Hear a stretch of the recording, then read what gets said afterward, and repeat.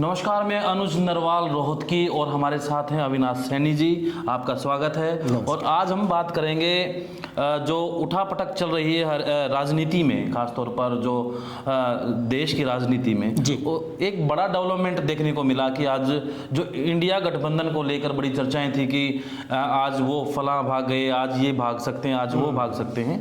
लेकिन सपा को लेकर भी 2-3 दिन से जिक्र था कि कहीं गठबंधन ना टूट जाए।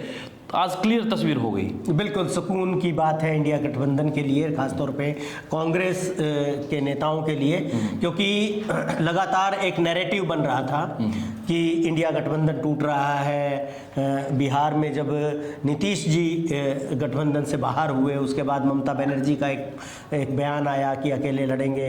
इधर से पंजाब से आया कि कांग्रेस को कोई सीट नहीं देंगे हम। इधर से यूपी में भी ऐसा ही चल रहा था। अखिलेश के साथ बातचीत जो थी वो आगे नहीं बढ़ रही थी और अंततः कल जाके ये हो गया था। अखिलेश ने एक बयान दिया था कि हम सिर्फ 11 सीटें देंगे और इसके बाद अगर इस पे कोई लड़ना चाहे तो ओके, नहीं तो फिर हम अकेले लड़ेंगे। लेकिन जो आज जो खबर निकल कर आई कि सपा ने एक समझौता हो गया है, 17 सीटों का शायद उन्होंने जिक्र किया है कि 17 सीटें हम कांग्रेस को दे देंगे। लेकिन इनसाइड स्टोरी है क्या कि किस तरीके से सिस्टम बैठा कि कल 11 की बात हो रही थी, उससे पहले ये था कि होगा कि नहीं होगा। जी। तो इनसाइड स्टोरी क्या है यूपी की इस राजनीति में? देखिए, एक तो मुझे जो लगता है ना वो ये है कि जो इस पूरे यूपी के मामले में प्रियंका गांधी की जो भूमिका है वो बहुत ही क्रूशियल भूमिका रही है। वो बिल्कुल तारणहार की भूमिका है, रणनीतिकार की भूमिका उन्होंने निभाई है। और जब कल अखिलेश का ये बयान आया था कि 11 सीटों पे ही हम समझौता करेंगे और उन्होंने अपने उम्मीदवार उतारने शुरू कर दिए थे।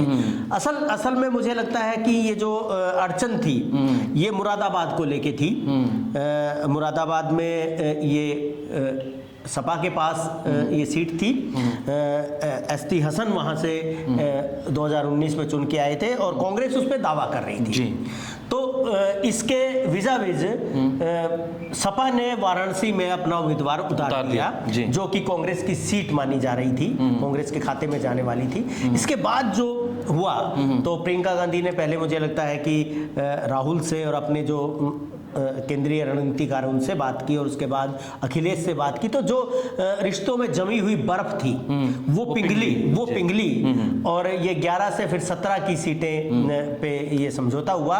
और अब ये तय माना जा रहा है कि कांग्रेस मुरादाबाद की सीट पे अब दावा नहीं करेगी और सपा जो है वो वाराणसी की सीट से अपने उम्मीदवार को वापस ले लेगी। तो ये एक स्टोरी बनी है और मुझे लगता है कि अब जो है गठबंधन के लिए, खासतौर पे कांग्रेस के लिए एक उत्साह की बात है। और जो दूसरे राज्य हैं जहां पे कुछ दिक्कतें हैं, जैसे दिल्ली की बात थी, दिल्ली है, मान लो कि दिल्ली की, आप हरियाणा की भी बात कर लें, चाहे हम पंजाब से हम शुरू करते हैं तो और 2 राज्यों की खास तौर पे हम बात करते हैं, पंजाब और दिल्ली की, जहां पर आम आदमी पार्टी के साथ उनका समझौता होना खास तौर पे।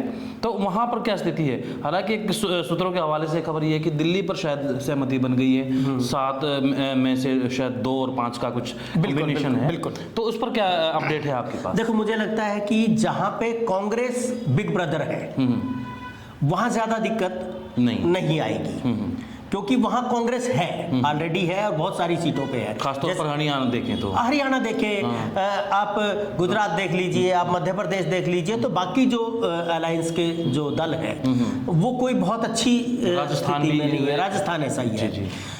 लेकिन जैसे पंजाब है, वहाँ पे आम आदमी पार्टी की सरकार है, आम आदमी पार्टी ने अच्छी लीड ली है। तो मुझे लगता है कि वहाँ पे भी धीरे धीरे इस जगह पे आ जाएगी कांग्रेस और इंडिया गठबंधन के जो दल हैं वो इस जगह पे पहुँच जाएंगे कि जो जहाँ पे कांग्रेस जिस जगहों पे जीती है उस जगहों पे वो एक जो सम्मानजनक सीटें हैं वो कांग्रेस को मिल सकती हैं, जैसे दिल्ली में हो रहा है। दिल्ली में कांग्रेस के पास कोई सीट नहीं थी, उसके बावजूद आम आदमी पार्टी ने शुरुआत में 1 सीट की ऑफर की थी और अब जैसे कि आपने बताया ये 5-2 का कुछ हो सकता है, एक कॉम्बिनेशन हो सकता है। तो अगर दिल्ली में ये हो सकता है तो मुझे नहीं लगता कि पंजाब में कोई बहुत बड़ी दिक्कत होगी। लेकिन हरियाणा अभी क्लियर नहीं कर पाए कि अभी कोई मीटिंग भी नज़दीक सुनने को नहीं आए कि कोई मीटिंग होगी। लेकिन उससे ज़्यादा मुझे लगता है कि पश्चिम बंगाल में थोड़ा सा दिक्कत है, क्योंकि वहाँ पर जैसे वहाँ ममता दीदी हैं, लेफ्ट है, तो वो वाला थोड़ा ये दो स्टेट हैं जिसमें एक बात हो सकती है। पहला स्टेट है पश्चिम बंगाल, जहाँ पे राज्य की जो राजनीति है जी, उसमें तीनों जो दल हैं, आप उसमें ममता तृणमूल कांग्रेस को ले लें, उसमें लेफ्ट को ले लें और उसमें कांग्रेस को ले लें, तो पिछले चुनाव में कांग्रेस और लेफ्ट नजदीक आए, जबकि वो दुर्विरोधी दल है राज्य की राजनीति में। पश्चिम बंगाल में हमेशा ही दो दल की रही है, कांग्रेस और लेफ्ट। उसके बाद तृणमूल कांग्रेस के सीन में आने के बाद कांग्रेस और लेफ्ट ने गठबंधन किया और पिछली बार का चुनाव लड़ा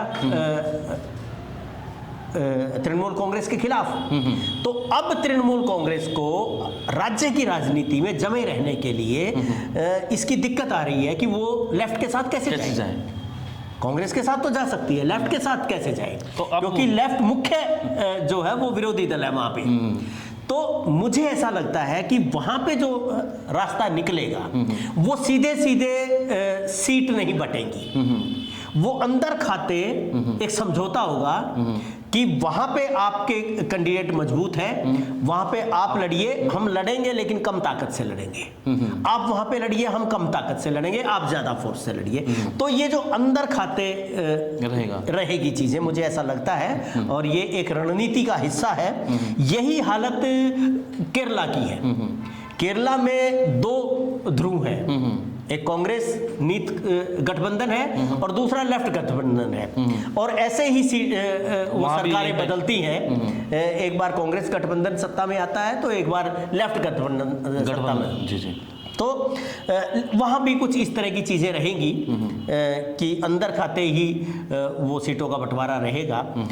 बाकी मुझे नहीं लगता कि कहीं पे कोई दिक्कत वाली बात है। हरियाणा का वही जो दिल्ली में हो रहा है, तो ये उल्टा बिल्कुल हरियाणा में हो सकता है कि कांग्रेस 8 सीटें रखे या 9 सीटें रखे और 1-2 सीटों का ऑफर आम आदमी पार्टी को दे सकते हैं। अगर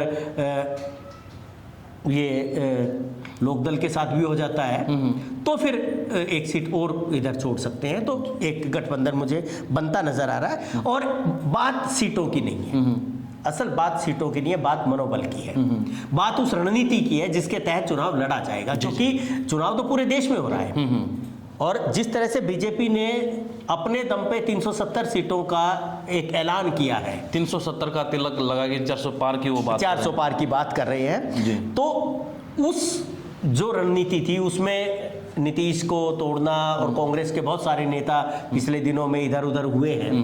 तो ये कमलनाथ को लेकर भी बड़ी अपडेट्स रही, बड़ी सुर्खियों में रहे कि कमलनाथ अभी, हालांकि पता नहीं कि वो कब आएंगे जाएंगे, कहाँ हैं, क्या स्थिति है। तो इससे क्या है कि वो पूरे देश में एक मैसेज देने में सफल रहे थे कि अब इंडिया गठबंधन का कोई वजूद नहीं। तो इस तरह की जो चीजें हैं उससे ये लगता है कि वो आत्मविश्वास बढ़ेगा, और वो जो एक शुरुआत हो गई, एक डेडलॉक हो गया था कि काफी दिन से कि वो राहुल गांधी यात्रा के ऊपर थे। और कहा जा रहा था कि वो यात्रा की जगह आप यहाँ गठबंधन के साथ, मीटिंग के साथ, और ये सारी चीजें क्लियर हो जाएं, क्योंकि काफी टाइम पहले अनाउंसमेंट हो गया था कि हम राज्यों के साथ अपना सामंजस्य स्थापित करेंगे और जो वोट शेयरिंग का है वो हम आपस में बात करेंगे। तो एक शुरुआत हो गई है। बिल्कुल जी। और हम बिहार की बात करते हैं। बिहार में लोगों को लगता है कि नीतीश के जाने से जो गठबंधन है वो उसको दिक्कत आई है, वो बैकफुट पे गया है। मुझे इससे बिल्कुल उल्टा लगता है कि नीतीश के जाने के बाद गठबंधन मजबूत हुआ है, गठबंधन को फायदा होने वाला है। क्योंकि नीतीश जब थे, नीतीश बैंकरप्ट हो चुके हैं, जनता में उनकी कोई साख बची नहीं है। जिस तरह से उन्होंने लगातार पलटी खाई है, तो उससे उनकी चुटकुले बनने उनकी साख नहीं बची है लोगों के बीच में। और उनकी पार्टी जब थी गठबंधन में, तो एक उनके ऊपर दबाव था बाकी लोगों पे कि उनको उनकी हिस्से की सीट देनी है।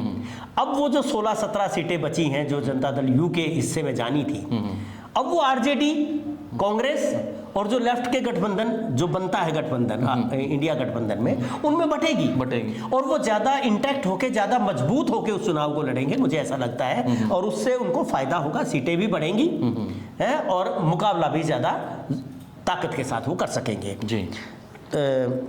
तो कुल मिलाकर यही है कि चाहे वो केरला की बात करें, वेस्ट बंगाल की बात करें, जो बड़े बड़े स्टेट हैं उसमें एक यूपी सबसे ये लगता था कि पहले यहाँ से शुरुआत हो गई है, और कांग्रेस के खेमे के दृष्टिकोण से देखें तो उनके लिए एक अच्छा ये संकेत है कि यहाँ पे शुरुआत हो गई है। और हो सकता है कि अब कुछ दिनों के बाद तमाम राज्यों की ये जो चीज़ें हैं, जहाँ पर सामान्य तरीके से आप पंजाब की लगाइए, दिल्ली की लगाइए, हरियाणा, राजस्थान, ये तमाम चीज़ें तो हो जाएंगी, लेकिन वेस्ट बंगाल को भी धीरे धीरे वहां तक लाइन पर वो ले आएंगे, साधा जा सकता है, साधा जा सकता है मुझे कोई ऐसी चीज नहीं तो है। दर्शकों के लिए यही अपडेट थी कि किस तरीके से गठबंधन की आज जो सीट शेयरिंग का जो मामला अटका हुआ था काफी दिन से, वो शुरुआत हो गई है, और जो कांग्रेस खेमे के लिए ये अच्छी खबर कही जा सकती है।